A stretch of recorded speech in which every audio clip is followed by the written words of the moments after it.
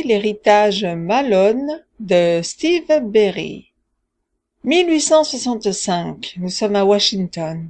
Un étrange édifice, surnommé le château, conçu comme un monastère au milieu de la ville, est en feu.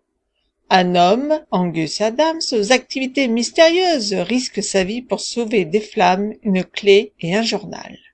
2017, Tennessee. Alex Sherwood, sénateur de l'État, est retrouvé mort après une chute accidentelle. L'ex-président des États-Unis, Danny Daniels, proche de Sherwood, apprend que celui-ci enquêtait sur une société secrète, les Chevaliers du Cercle d'Or, fondée en 1854 et officiellement dissoute en 1916. Nouvelle aventure de Cotton Malone, qui touche cette fois à ses ancêtres du sud des États-Unis, ancêtres confédérés et membres d'une organisation secrète appelée les Chevaliers du Cercle d'Or. Alors qu'il part à la recherche d'un trésor dans le cadre d'un contrat, Cotton Malone découvre que ce trésor de pièces confédérées est relié à une organisation dont lui avait parlé son grand-père.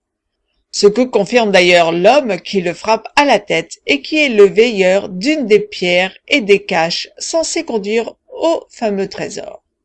De son côté, l'ex-président des États-Unis, Danny Daniels, se rend aux obsèques de son ami quand il est intercepté par une femme qui lui avoue avoir entretenu une relation cachée avec Alex Sherwood, son ami sénateur. Celle-ci lui parle des recherches de celui-ci sur une certaine organisation, bien décidée à revenir sur le devant de la scène et à changer la constitution des États-Unis à leur profit. Deux camps vont alors s'affronter. Cotton Malone, son ami Cassiopée, Léa et son grand-père le guetteur, l'ex-président des États-Unis, Stephen Hall, contre notamment Diane Sherwood, l'ex-épouse d'Alex Sherwood, et fille elle-même d'un chevalier, le président de la Chambre des sénateurs et les Chevaliers du Cercle d'Or, eux-mêmes divisés en deux factions ennemies. Le but, trouver en premier toutes les pierres devant mener au trésor et tomber sur le journal qui renferme l'histoire des chevaliers, relatant les premiers débuts de la Constitution confédérée qui pourrait changer celle des États-Unis. Si certains souhaitent juste trouver l'argent, d'autres veulent se servir des renseignements recueillis pour modifier l'histoire et d'autres encore fomenter dans un avenir lointain une nouvelle guerre de sécession.